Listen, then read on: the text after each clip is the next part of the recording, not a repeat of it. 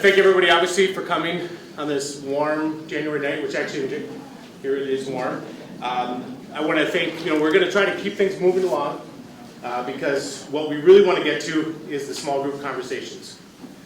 So no offense to any of our speakers or to myself, of course, to be brief, but we really want to get to our four who are going to talk about Islam 101 and also talk about having those conversations because we believe that people fear the unknown, and so when they start to talk to people, great things can happen. So I have a list of elected, so if it's okay, I'm going to just thank everyone for coming. I do want to introduce Jay Strobel, our city manager, who's, I think we're getting him acclimated to what is Brooklyn Park, and he's doing a wonderful job. We have people from the city, we have people from the county, we have school districts. I know Nicole Hayes, where's Nicole at? Right there. So she's got 3 meetings tonight, so she's going to be here for most. But it was really important that it's not just the city, it's not just the school, but it's the community. And so you all can imagine what is in that. We have a couple videos, but I think what I'll do is just talk a little bit about some of the ground rules, because I know conversations are already happening. It's important to realize that you can't offend somebody if in good faith you're just trying to meet someone. I tell a story because it's a lesson I learned when I did international sales. I was in Japan. I went through this whole process. I got these great gifts. I understood when I was supposed to give them, how to give them, everything. And I wrapped them in white, which in Japan is a funeral color. So I basically gave them funeral gifts. And it was a good lesson to myself that all the best planning goes right out the window. And so tonight, don't be afraid to ask questions. And I think people who have answers should also be aware that people are trying to understand, and understanding happens when you talk. And so we're going to ask everybody to do that and have those conversations, and we know that conversations happen both ways. I will also ask anybody, myself included, who are speaking, that our real goal is at 6:35, I think, is we're getting to people having small group conversations, because we know in this community, if we can let people talk, that great things can happen. And so we want to get us out of the way and let those conversations, so the more quickly we go through everything, the faster we'll get to what's really important, which is that dialogue. Just to restate how we got here, which is that doing the national dialogue about Muslims and some of the rhetoric used, it felt it was important, and I think it wasn't just many people thought it was important to talk about how Brooklyn Park, we do things differently here. And that we have conversations. And so the first thing I did was reach out to the 3 mosques that I have worked with and just make sure that they knew that there was a support network for them there, that there was mechanisms for if they felt unsafe, which is really about the bureaucratic side of what a city does.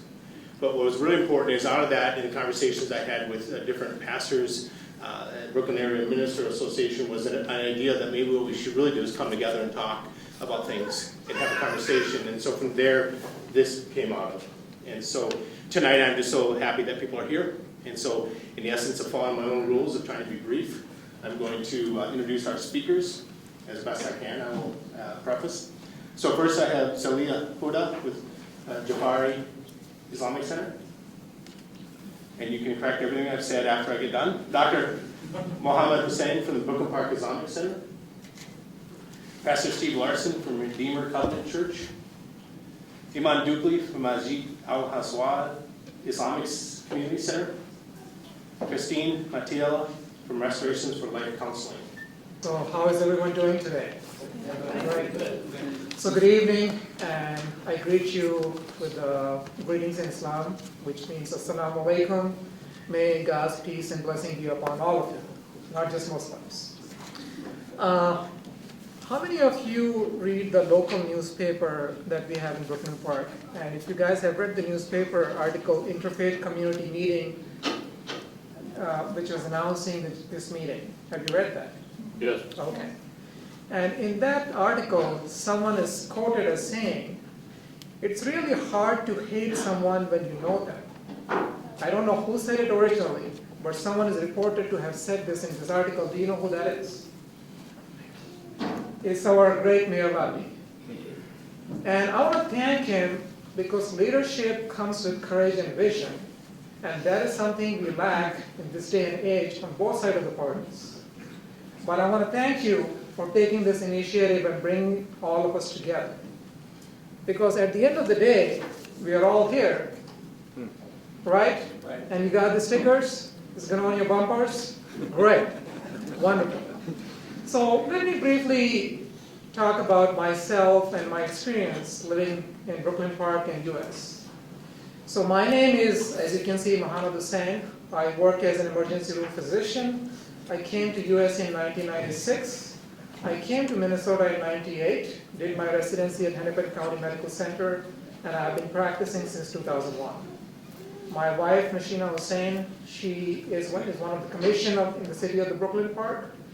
She moved from the corporate world to nonprofit world, and currently she has started a new organization by the name RISE, which means promoting women empowerment for Muslim women. I have a daughter, she's in the back there. She goes to Champlain Park High, and my son is he's in 6th grade. So when I came to US in 1996, one thing that I really appreciated about this country, which I later adopted when I became a citizen 5 years later, is the liberty and the openness. One of the things I still cherish before 9/11, I can take my parents to the airport at the plane's gate, drop them. You can never do this in any other country. And that was a liberty that I cherished about this country. And I never ever felt like an outsider or an immigrant in this country. The first time someone said something to me was after we went to Afghanistan. So after 9/11, when we went to Afghanistan, I distinctly remember I was working in an urgent care in Maple Grove. And one patient came. She wanted something, and she didn't need that. So I told her that you don't need it. She did not like my answer, and she walked out saying that you need to go back to Afghanistan. I said, okay. So I didn't know how to respond, and I was totally numbed by that experience. So administration from the clinic said, no, we understand what you did, and we support you and everything. I said, great. Then I spoke to one of the attorneys at Hennepin County Medical Center at one of the meetings, and he said, Muhammad, one is too many. I said, okay. But since then, I've seen it happen at least once or twice, more so when I'm working in the emergency room. Rarely it has happened when I'm out socializing with people. So I usually let it go, because the more humble you are, and the more you try to understand people, the better it is for you and for them. And the behavior that you see from a person at that point of time does not reflect the whole person. It is at that point of time. And that's why I do not allow myself to define that person or the ethnicity of the faith of that person defining the whole community. Because I don't think it is fair. You want to define that person, let alone define the community. So I'll just talk about a couple of experiences that I had. Recently,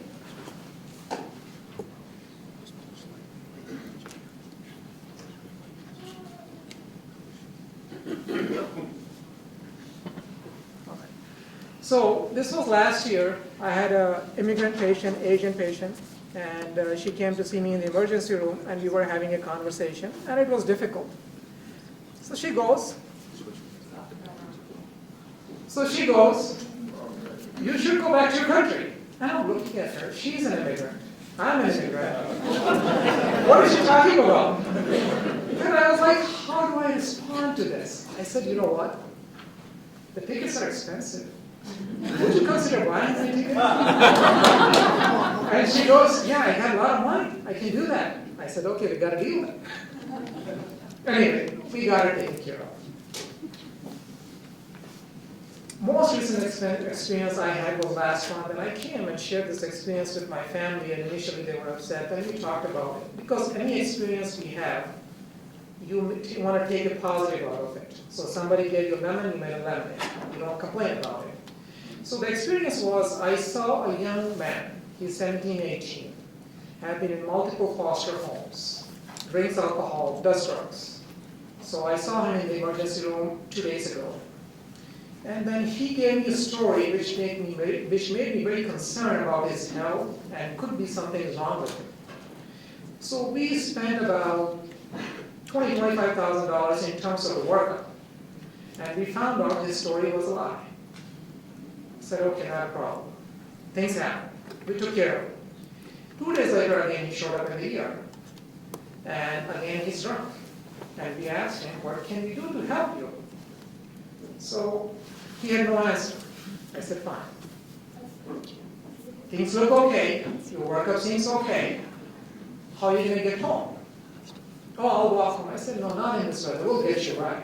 So we called somebody to get him a ride, but he decided to walk on his own. And then we called the police, and they came and they gave him a ride and went home. He came back again. So I went back and talked to him again. I said, what can I do for you? Do you need any treatment for alcohol? What can I do that will work for you? So he listened to me. And I told him, this is what we're going to do. If things are fine, these are the things you can do. And then he got up. And he says, you are acting Somali. And I didn't say anything. My nurse is standing in front of me. And I said, okay, anything else I can do for you? He got up. And he walked out. As he was passing by the registration desk, he told the registration lady, I'm going to effing kill his ASS. So the first time when he said that, I didn't react. In my mind, if I react, file a complaint against a person who's 17, 18 or old, what is going to happen to his record? What is going to happen to his life? Yes, what he's doing is not right. But at the same time, probably this is not the right time or place to react. When he said that, I'm going to do this to you, then I said, no, we have a behavior issue. We have an impulse control issue. So what do we do with that? So at that point, I decided to call the local law enforcement. They came, they spoke to me. And they all happened to be, the law enforcement person is same ethnicity as that person. So he asked me, the law enforcement person, the first question he asked is, Dr. Hussain, how did it make you feel? I did not expect him to ask me that question. So I said, you know what? I'm here to help him. And all I wanted to do is help. So I don't understand his reaction. And I would not have asked you to come and talk to me. The reason I did is I'm worried about this kid and his impulsive behavior. I want him to be helped. And then once they left, the front desk lady came and said, Dr. Hussain, if this goes to court, I'll be a witness, don't worry about it. So I came and talked about this with my family, and initially they were upset, and then I explained to them what I did and why I did. So at the end of the day, our differences, what makes us stronger, not weaker. And I always tell myself that first I need to understand others before asking them to understand myself. So that day, that kid, first I need to understand him before saying that what he is saying is insulting. And that's what I did. Thank you for listening.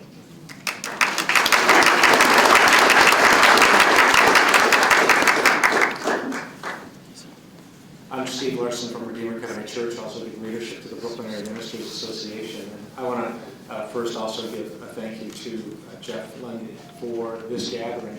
It brings us to a level playing field. If it was one of the faith communities making the invitation, there would already be other expectations within that. And one of the key things that I want to make sure that we understand tonight, we're not here to have what I'm going to call a theological discussion. We're here to have a community discussion tonight. And that's what it's about, is us together in our community, what's going to happen here in our community. And it's also going to be about being neighbors with each other. That's really the bottom of this. I've had many experiences in my life. I've lived here in Brooklyn Park for 9 years. And when we were first moving back into this area in Minnesota, I was told, you don't want to buy a house in Brooklyn Park, get a house outside the area. And that we purchased our home just a little south of where we're sitting right here, because I also feel that I have to be in the community that I'm serving. And so I made a commitment to that. I found Brooklyn Park to be a wonderful community, and for these last 9 years have been watching some wonderful change. This is, the fact that we're all here tonight is part of the evidence of both the change and also the working together, the unity that's happening here in this community. I've had places in my life also where I have had those who are from other faith traditions, including the Muslims, be a part of my care. going down to Mayo Clinic in 2004 as a beginning to be a heart transplant patient. Dr. McCottom was my doctor there, and my goodness, what he and I shared together in the room in discussion, both on health issues, but also even commonalities that we found within each other. That was a wonderful open discussion. I really appreciated that. I also served on the south side of Chicago for 8 years, which if you are, in a sense, Swedish background as I am, you don't necessarily blend in some of the areas on the south side of Chicago. And I found myself going up to the grocery store on 95th and Ashland, walking in one day, shopping with my youngest daughter, or my middle daughter at that point, who was a kindergartner. And as we walked out of the store, she said to me, "Dad, I think we were the only white people in the store today." I want you to pause and think about that for a minute. On the south side of Chicago, as a white person, I felt I could go anywhere and shop anywhere. That's something that I had been given as my, in a sense, heritage just because of the color of the skin that I have. I know that many of the people in the same store I was shopping in would not have felt comfortable shopping at the store on 103rd and Kedzie. And in fact, the two stores carried totally different product lines so that certain folks wouldn't shop in those stores. I could see the diversity, the disparity in Chicago. I don't see that here. That's one of the things I love about Brooklyn Park. And we need to understand, we need to think through those times when I feel like I just got the right to do this.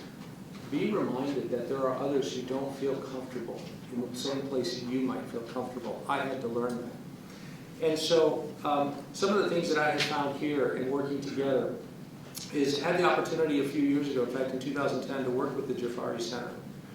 If you remember, there was someone in the United States who was going to burn a Quran. And at that point in time, I felt like we needed to stand together. I was really grateful for Samir, his invitation for us to come over to the Jeffrey Center, and a group of us from the other churches came, and we had a conversation. That conversation brought us to some commonalities. One of the common things that we can agree on across the board here is that Jesus is a great teacher. And he said that we are to love the Lord your God with all your heart, soul, and mind, and love your neighbors yourself. He also told a wonderful parable about the Good Samaritan, somebody who was an outsider who actually showed care for someone inside. That's who we're supposed to be, is who is my neighbor, and ask that question. That's why we're here tonight. And as the video shared earlier, there is a commonality that goes on. Now we're back down to a no battery here. That was the backup. Now we're going to have good batteries all the way around. The commonality goes all the way back to Genesis chapter 22, verse 18 for Christians and Jews, but also in the Abrahamic covenant. In that passage, if you look at it, it says, "And through your offspring, all nations will be blessed." And I think that's what we're talking about tonight, is how can we be a blessing to one another. That's why I'm here, sitting here at this table, because these are my neighbors, and I want to find a way to be a blessing to each other. So thank you.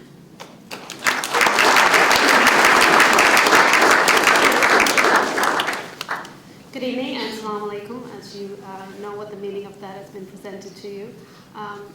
My name is Silva Mahuda. I'm a proud resident of Brooklyn Park.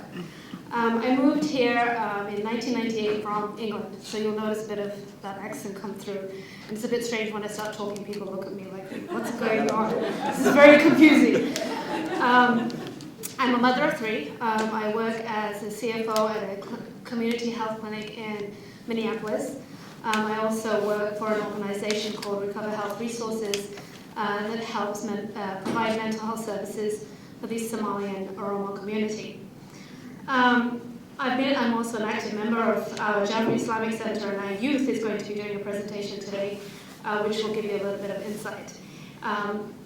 Again, I want to thank the Mayor and Josie for inviting us and allowing me to be on this panel. As Pastor Steve said, it's part of being the change process, and this is where we can start making that change.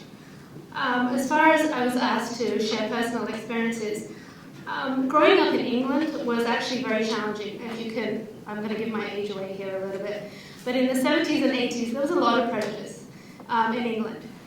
We were called Pakis, which was, an ethnic minority. So they thought the origination was Pakistan. So we were called a lot of names. I remember growing up with a lot of prejudice. And it's unfortunate that it actually became a way of my life. It was something that I just learned to accept. And it was something that my siblings learned to accept as well. And as a community, we just dealt with it. Our faith teaches us to be calm, to be patient, and non-reactive. And that's the kind of stance that we took growing up. When I moved to Minnesota, it was a different experience. It was Minnesota nice. People don't really say anything to you at all, not much. They'll give you a smile, they'll give you a nod, but there's not much interaction that goes on. I have to tell you though, things changed a lot post 9/11, so I moved here pre 9/11. And as you know, from the media, from events, things changed a lot post 9/11, and I started to encounter some incidents. I was the victim of a physical incident against me, which I had to recover from as well. And it was really hard, again, that what our faith teaches us. And you go through the process. You go through the internal self-reflection process, and then you re-outreach to your community. I had discussions with community members to help me through that process. They too have been going through experiences. I feel that it's very much escalated recently after the Paris bombings, the shootings in San Bernardino, and not getting into the political component. But if the Islamic State then takes responsibility for it, that really doesn't help us at all. So, not to throw a political spanner in the work, but when a political candidate comes out and says things like, "I'm going to ban you all," it makes my 10-year-old come up to me while I'm washing the dishes in the kitchen and say to me, "If he becomes president, do we have to leave?" And so it just really makes things a lot worse. I've had some verbal comments, but I think my worst experience, which really traumatized me on my way to work, was I was a victim of some road rage. There was a lady who was in the car next to me and sped up in front of me, and I don't need to go into the details of what road rage is, but the whole time she made sure she kept looking at me and she kept shaking her head. She kept shaking her head to tell me that she was displeased with me. That's the best word that I can use to describe what she was trying to let me know. For a good, I would say 5 miles, we went through this. I wasn't going to react, but I went to work and I was in tears. And when I walked in, when I walked into work, I am very thankful for my workplace because they said, "What is going on?" And in my workplace and in my community environment, in my work environment, I've had a lot of opportunity to have some open discussions with people, answer questions, answer misconceptions, talk about assumptions. And thankfully, this guy, he came up to me, he's our security guy, he's Brian saves the day. He comes in and I told him about it. And Brian said to me, "That ever happens to you again, you call me. I'm going to deal with that person." I said, "Thanks, Brian." But, I have to take this to a point where I feel like I have to rebuke that term, ignorance is bliss. Because I truly believe that ignorance is the cause of a lot of the misconceptions and the assumptions that we have.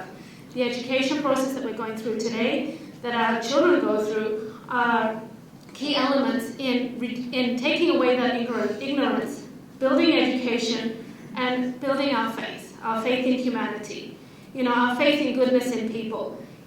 Islam teaches to be kind, to defend yourself for social justice, just like you would defend another person, but in a peaceful manner.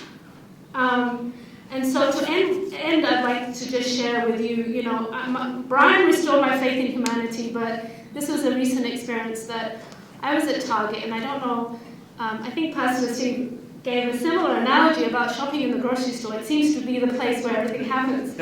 But I was in Target, and usually I go about my business. I try not to make eye contact. I shuffle around, get what I need to go, and get out of there because I don't want to get into any conflict.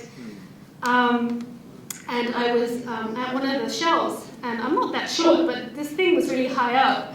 And I was struggling. I had my phone in my hand because I had my cartwheel up in my phone, so I gotta get the thing scanned.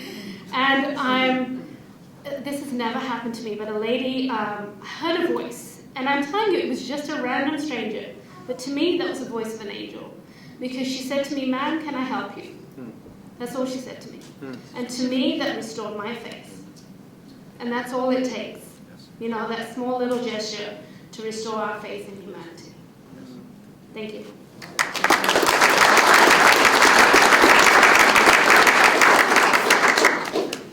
Hi, my name is Christine Madala, and I am a master's degree counselor at Restorations for Life in Brooklyn Park, Minnesota here. I want to thank Josie and Mr. Mayor for inviting me to be here today, and thank you all for coming out. I currently work with Somali community as a clinician running group therapy for Somali refugees who have a diagnosis of PTSD. And I've been working with this demographic for about 3 years and have dedicated about half my practice to this venture. We actually work out of our group site in Rogers. Approximately 98% of the Muslims that come from Somalia are Sunni. And when I was in my master's program, I wrote my thesis around the idea of sand tray therapy and its effectiveness with Somali refugees with the diagnosis of PTSD. Based on my research and my clinical experience with this demographic, I have learned so much about the beauty and the richness of the Somali culture and community. The main thing I've discovered is that my Somali brothers and sisters and I have a lot more in common than we do have differences. And together my clients and I have connected on a human-to-human level and on a faith-to-faith level.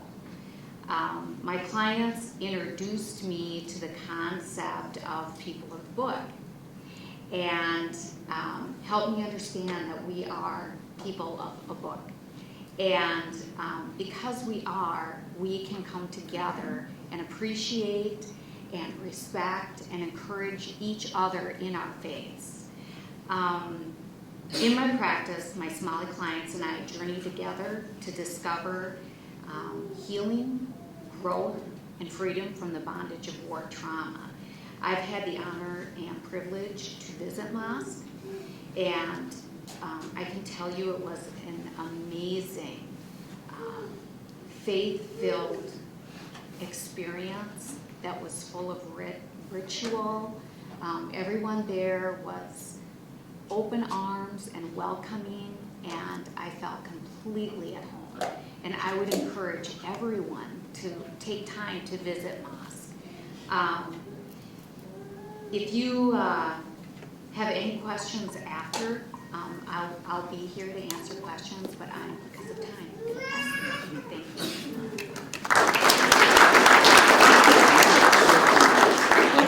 I'd like to thank the mayor for inviting all of us here to see Jay, Craig. Assalamu alaikum. Let me put this whole conversation into perspective. It means spiritually, may the peace that is only obtained from Allah be upon you.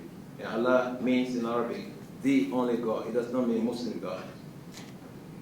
Linguistically, when it says Salam alaikum, it charges one to be peaceful. Salam, peace, alaikum is upon you. That's why when we meet as Muslims, we always charge one another to be peaceful. But is it unique to Islam? Because someone talk about commonalities. It's not unique to Islam. Please allow me to give you some passages of the Bible that actually talk about Salam alaikum. Jesus Christ, peace be upon him, greeted his followers by saying, peace be upon you. Jesus Christ did that. And also, Prophet David, also in the Old Testament, he also did that. When he sent emissaries to Naboth, and thus you shall salute him, peace be to you. And peace be to your house, and peace be to all that you have. In the first Samuel 25:6. So we have a lot of commonalities, even greetings. Assalamu alaikum, peace be upon you, from the Christians, from the Jewish, shalom, shalom. We have a lot of commonalities. So we come here tonight to hold this dialogue, this conversation. I think it's important for our communities, be it Islamic community, Christian community, the Jewish community, the Hindus, the Buddhists, or whatever you represent, for us to begin to have this conversation in this particular locality, because we all live here. Let me just give you some of the sayings of the Prophet ﷺ, because most people learn Islam when they see politicians making reference to Islam on TV. That's not Islam. The Prophet ﷺ, Muhammad says, he said, Wallahi la yu'min. Wallahi la yu'min. Wallahi la yu'min. He said, you are not a believer. You are not a believer. You are not a believer. Man la yaman jaruhu bawa'iqahu. The person that does not save his neighbor from his harm. They ask him to define what it is. He says, zulmuhu wa ghasmuhu. His abuse and aggression. This is a standard principle established by the Prophet himself. So anyone who does not follow this, you'll be outside of Islamic terrain. Now, how many of you know that all of our scholars around the globe, Muslim scholars, muftis, shuyukh, all of them, including 70,000 scholars in the Indian subcontinent, have issued fatwas, religious decree, condemning ISIS, condemning Al-Qaeda, and Boko Haram, that their actions do not conform to Islamic teachings. How many of you know that? You might not know that. Thousands and thousands of Muslim scholars around the globe have issued fatwas condemning those people. So truly, if you look at what's happening today in the world, Muslims are even more victimized by the action of these few than any other group. How can they claim to be Muslims when they are creating havoc or killing innocent people in the world? And this is fundamental law in Islam. One, there shall be no suicidal mission in Islam. It's condemned. وَلَا تَقْتُلُوا أَنفُسَكُمْ. Allah himself has ordained that you should not, because some people say, I own myself, so when I'm ready I can kill myself. You don't own yourself. You don't own yourself. Islam prohibits suicide. Okay, it also prohibits people killing innocent people. وَلَا تَقْتُلُوا النَّفْسَ الَّتِي حَرَمَ اللَّهُ إِلَّا بِالْحَقِّ. Do not get rid of innocent people that Allah subhanahu wa ta'ala has made life sacrosanct, except for a just cause. And that just cause is not subject to mob action, because somebody kills someone that I know, so I just go and kill him too. No, it must go to competent court of jurisdiction, where evidences can be adduced and witnesses testifying that indeed this guy committed this act before the judge can be given the authority to issue whatever decree that he might do. So I just wanted to give you this synopsis so you know that today in the world, given the heightened political rhetorics in this country right now, for people who are running for office of president, our youth in these communities, really they are under serious and tremendous pressure. They are being bullied by their colleagues in the school. If your name is Muhammad, your name is Hussein, can you imagine the doctor just told you in the clinic where he's there to help the needy, and somebody is questioning him? Do you know how many Muslim doctors we have in Minnesota? I'm not talking about nurses or other healthcare practitioners. About 300 Muslim doctors just in Minnesota.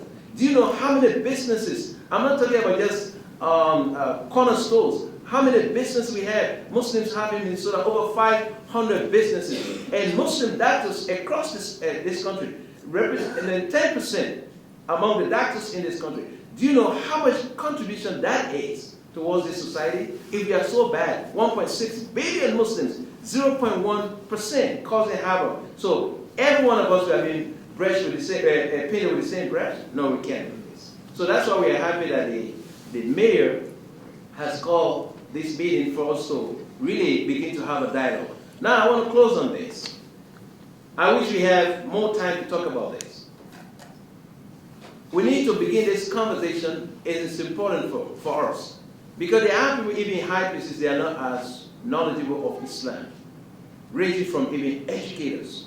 What the teachers tell their students about Muslim students that are attending those schools. Women fearing to wear their hijab, their scarf, because of fear of reprisals from fearmongers and all of those things. In recent time, in Coon Rapids, a lady in a restaurant was actually attacked and faced disfigure because she was a Muslim and she was speaking a different language. In Brooklyn Park, a family, husband and wife, came to pick up their child, in recent time. And a lady pulled up a gun to subjugate them into fear and humiliation. So all of these things are happening. But we thank God, on a larger scale, I think Brooklyn Park is doing very well. But we can do better if all of us get together. Now, the interfaith dialogue here does not mean that we need to change people's faith. We're not here to convert people. You're a Muslim, stay Muslim. You're a Christian, stay Christian. You're a Buddhist, stay Buddhist. But there's a lot of commonalities. Let us not dwell on differences, that will deepen the conflict among us. But let us dwell on commonalities. There are so many things that we agree on. We all agree on that we should have a peaceful society. We all agree that we should have stable community. We all agree that we should have security. Let us agree on those things. Let us discuss those things. There is no religion in the world, including Christianity and Islam, that will teach its followers to impose harm on people. Lastly, the Prophet ﷺ said, "La darara wa la dirar." He said, no harm should be imposed and no evil accepted. So these are profound sayings. But when we have time, as we go on these dialogues, inshallah, we'll be able to really provide some basic understanding of where Islam stands on these matters. In Burnsville, last time we were in the meeting, some people have fear here. When Mayor asked for this meeting, somebody said, Mayor is calling Muslims and other people to come and reject Jesus Christ. There is no religion in the world, no faith, no religion, no text exists that requires of its followers to believe in Jesus Christ and all the previous prophets and all the previous revealed books like Islam. Islam is the only religion that requires me to believe in Jesus Christ, in Moses, in Isaac, in Jacob. For me to be a good Muslim, I have to accept all of them. Do you know that? A lot of people don't know that. So Islam requires us. So in Burnsville, the South Metro area established an interfaith dialogue there for the last 4 years. Guess what? I've been hosting the meeting for 4 years in the mosque. Christians, we know that they have better facilities in most instances than us. The Jewish, the Christians, the Buddhists, the Hindus, they come to us. They say, no, this is our ideal place, and we welcome them. So we need to have this kind of dialogue. I'm prepared to go to church, to go to synagogue, to go to the Buddhist temple, for us to have, as long as it's for peace and security for all of us, we are open for this. Thank you. May Allah richly bless all of you.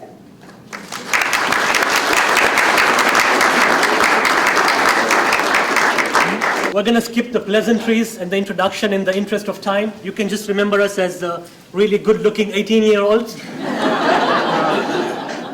So, thank you again for giving us this opportunity. I'm Samir. I'm an engineer by profession. We got Sohail, Salman, Anisa, and Atika, high schoolers and university students, and we're going to try our best. You didn't want to speak right into it, but right into I'll take that. We're going to try our best to match Imam Dukuli over here. It's going to be a tough challenge, but I doubt if we can make it. So, I think he covered the entire presentation in his 5 minutes, but we'll nonetheless enjoy ourselves over here. So, A'udhu billahi minash shaitanir rajim, Bismillahir Rahmanir Rahim. Muslims typically begin with Bismillahir Rahmanir Rahim, which merely means that we are about to begin our tasks by remembering Almighty God so that He gives us the blessing and the success in whatever we are about to do. So, we already know what the Muslim greeting is. Let's try that right now. I'm going to say Salamun Alaikum, and I want to hear back Wa Alaikum Salam. Salamun Alaikum. Excellent. There you go. You got a lot of peace for yourself, and I got some for myself too, so that's awesome. Try this greeting when we are doing our group discussions towards the end. Just one word of caution. Handshakes are very common in all cultures, and it's great. Handshakes, hugs. It's there among Muslims too. I would caution not to extend your hand to the opposite sexes. This is because some Muslims men believe that the other woman who is not related to him, he is not honored enough. He doesn't deserve to touch her. And therefore, out of respect and out of honor for you, that Muslim man would not want to shake your hand. However, if you extend your hand to reciprocate, he will do so as not to insult you or embarrass you. But since we haven't started that yet, I might as well give you that piece of advice before we get into it. Islam. So, Islam comes from the word salam. We did salamun alaikum, peace, right there. Islam comes from the root word peace. In a nutshell, Muslims are required to achieve peace by submitting to the command of Allah subhanahu wa ta'ala. Allah, what is Allah? Imam explained very well. Allah is plain Arabic for God. So if you go to Jordan, for example, you're going to find Christians over there who speak nothing but Arabic. You go to their church, you go and look at their Bible, which is in Arabic, you're going to find Allah right there, because Allah is simply Arabic for God. So who is a Muslim? Somebody who follows the religion of Islam, somebody who tries to submit to the will of Allah. How?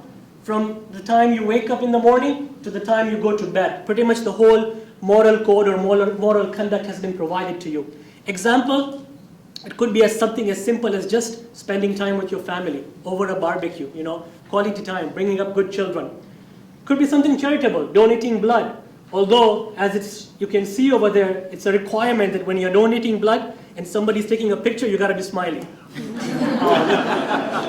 In Quran it says, we have created tribes and nations so that you may know each other. So diversity is part of God's plan.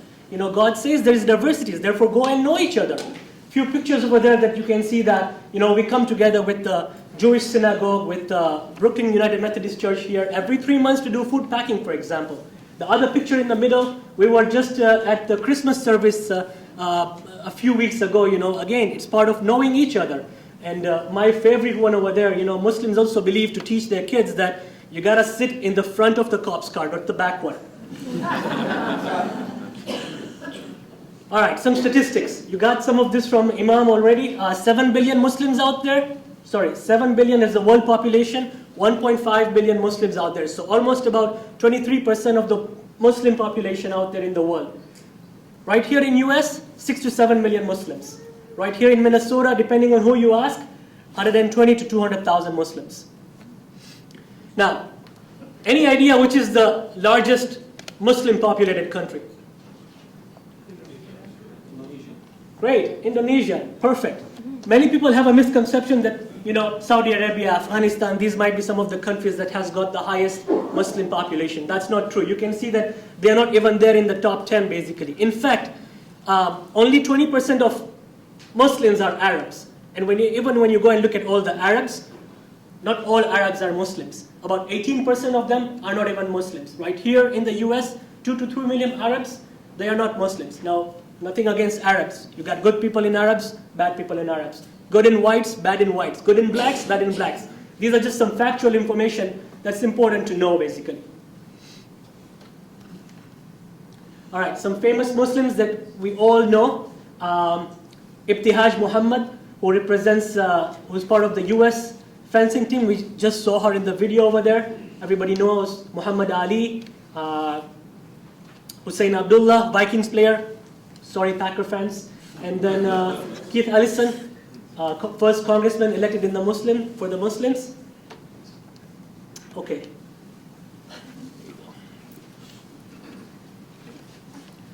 So now that everybody's seen what Islam is, who Muslims are, we want to talk about Islam and culture. You have to remember that actions of human beings don't just reflect their faith, but it reflects their culture as well.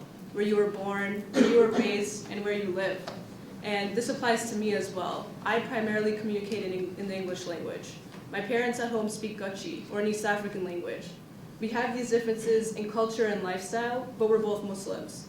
And sometimes differences in culture, differences in lifestyle create different misconceptions, and we want to talk about some of those. So we have 3 myths here. I'm just going to go through them, and you'll notice that you've probably heard some of these before. So the first one is that Muslims are required to kill non-Muslims. The second myth is that Muslim women are forced to cover their faces and wear hijab. And the third myth is that Muslim women cannot drive or work outside.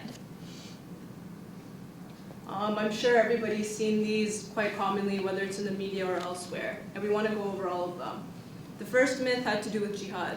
The word jihad literally means to strive, and it's to strive with your internal self to overcome your desires. And doing this pleases God, and that's the ultimate goal of a Muslim. Going along with that, for jihad, for fighting. Fighting others is only allowed in self-defense in yourself, your family, and your community. And this self-defense does not mean once these people are gone, you go find them and you go after them. It is self-defense of when they are in front of you and they are confronting you at that moment. Once that moment is gone, it goes to court. And we want to point out that even in wartime, harming any elders, women, children, or destroying any public property is strictly forbidden in Islam.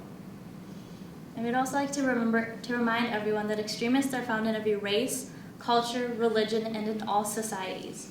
There's a quote in the Holy Quran that says, "Whosoever kills an innocent human being, it shall be as if he has killed all of mankind. And whosoever saves the life of one, it shall be as if he has saved the life of all of mankind." That is in chapter 2, verse 32. Our next two myths talked about the hijab, or the modest covering. This is a command from God given to both men and women. For women, you usually see us covered from head to toe. You can see both of us up here right now. Men are also given the command and they're told to dress decently. And Muslim women choose to be judged for who they are personally and not by their physical appearance. And this is something that I go by very often. I actually was a golf player throughout high school and junior high, and I never wore the full etiquette of what everyone else wore, the uniform. They all wore skirts or shorts, and they all had like a short-sleeved polo. But I always wore long pants, had always a long top, and I always had my headscarf. And I choose to be personally judged for who I am as a person and not whether my hair is on point that day or if my makeup is fabulous. I choose to be judged for who I am. Now that we've gone over just the three myths that we wanted to talk about, we want to talk about some common beliefs Muslims have. And the biggest one has to be Tawheed. And all Tawheed means is the belief in one God. And we believe in the same God as Christianity, as Judaism, and it's the same God that's on the dollar bill, the same one. And this makes Islam a monotheistic religion. And within Islam, we have many prophets. And a lot of the prophets are the exact same as in Christianity and Judaism and all other monotheistic religions. So some of them, most of these look familiar. There's Nuh, which is Noah. There's Abraham, which is Ibrahim for us. There is Isa, who is Jesus. There's Yahya, which is John the Baptist. There's Dawood, which is David. And there's Musa, who is Moses. And these are just a few of the exact same people that are in all books of religion. Muslims also believe in the many holy books that have been revealed over time. And starting off with the first one, we have the scrolls, which were sent to Abraham, peace be upon him. We have the Torah, which was sent to Moses, peace be upon him. The Psalms, which were sent to David, peace be upon him. The Gospel, which was sent to Jesus, peace be upon him. And the Quran, which was sent to Prophet Muhammad, peace be upon him. And we believe the Quran was the completion of God's message to us. So we also believe in the Day of Judgment, which is also known as the Day of Resurrection. And this is where you will be accountable for your deeds that you have committed in this earth, whether good or bad. And this determines whether you go to heaven or to hell. We also believe that there's angels that are with you at all times recording your deeds, the good and the bad. So they're always there so you know your good and bad deeds. And we'll hand it off to the next presenters. All right, so transitioning from common beliefs to common practices, I want to first talk about the Muslim prayer. Muslims pray 5 times a day, once in the morning, twice during the afternoon, and twice at night. Basically, one of the biggest things for as far as prayer goes, it really gives Muslims a chance to step away from the worldly distractions, jobs, work, job, school, activities, whatever the case might be. And it gives us a chance to sit down and really just appreciate and remember what's important, and that's our Creator. I like to think about the Muslim prayer as a type of spiritual shower. You wake up in the morning, you shower, you get clean. That's how it goes. But in a spiritual sense, it's a cleansing of the heart and the soul. All right, the next common practice I want to talk about is Ramadan, as I'm sure many of you are familiar with. If you're not, it's a practice we do.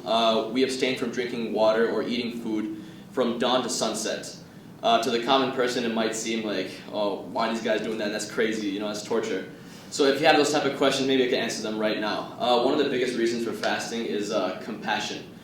For us, fasting is only 1 month. We abstain from food and water for 1 month.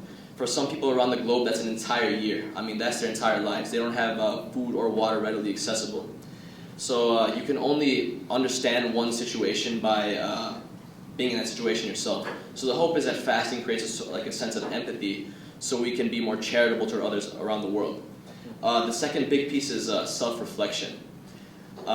When food or water is eliminated from one's diet during the day, it can be said that focus is narrowed on the one thing that's the most important during Ramadan, and that's bettering oneself.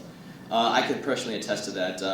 During Ramadan, I always feel more focused, just focus on my self-betterment, so I can build it up, build on it for the coming months. Also, being thankful during Ramadan is big. You can only appreciate something, or you appreciate something the most when it's taken away from you, and that's especially true for food and water. Last but not least, community relations. That's a cornerstone of Islam. Islam preaches heavily on building bonds with your brothers and sisters within the Muslim community. During Ramadan, we go to mosque all 30 days, and the bonds between your brothers and sisters are strong, a lot strengthened, so to speak. The next practice I want to talk about is the pilgrimage or the Hajj. That's a practice which every Muslim has to take part in at least once in their lifetime. Muslims basically go to Makkah to visit the Holy Kaaba. A little background on the Holy Kaaba is that it was built by Prophet Abraham and his son, and also with the help of the miracles of gods. That was all needed because at that time Prophet Abraham faced a lot of oppression from the people around him. One thing I want to point out about Hajj that's pretty interesting is the ihram, which is the white cloth that every Muslim has to wear for a certain period of the Hajj. It really emphasizes the equality factor. You know, you'll have many type of people coming to Hajj. You'll have the rich, you'll have the poor. You could tell from their clothes, their shoes, their watches, whatever the case might be. But by wearing this white cloth, everyone becomes the same, and it really emphasizes that, hey, you know what? We're all here. We're all going to be under one Muslim people. The last thing I want to talk about is the idea of zakat, which is mandatory alms. That's basically an Islamic tax, taking a portion of one's income and putting it toward, charities, orphanages, whatever the case might be. And the point is really to purify one's income and help equate the social status. What that means is that you really want to level the playing field, so to speak, narrow the gap between the rich and the poor, and ultimately the goal is to become closer to unification. Going on to Muslim holidays, there is 5 holidays which us as Muslims celebrate, but I'll be talking about 2. And for Eid al-Fitr and Eid al-Adha, Eid al-Fitr is the festival of breaking the fast. So just like Sua pointed out, that we go to mosque 30 days before Eid al-Fitr, and we fast from sun up till sundown, these long fasts, and it's just not about not drinking and eating food. It's also about trying your hardest to not sin. For an example, like backbiting. Everyone backbites, but we as Muslims and everybody try not to during the month of Ramadan. And after the month of Ramadan, we go off to the mosque for Eid al-Fitr, and we do our prayers there to thank Allah for what He has given us. And after Eid al-Fitr, we go out and have some fun. For example, in our community, we go out to the field, and there's lots of activities to do. For example, there's many activities for kids, and there's jumping castles. Last year there's pony rides, and there's lots of food, and there's your friends and family, and you just get together and have fun. And for Eid al-Adha, this is a festival of sacrifice. And many Muslims around the world, millions upon millions, go to the Hajj, which is a pilgrimage of Islam, and we commemorate what our prophets had done during that time. So during this Eid al-Adha, us, for the ones that stay back home, we go to the mosque and we commemorate what Prophet Ibrahim did and to benefit us. And that is the end of our PowerPoint. Okay, so we try to respect the time.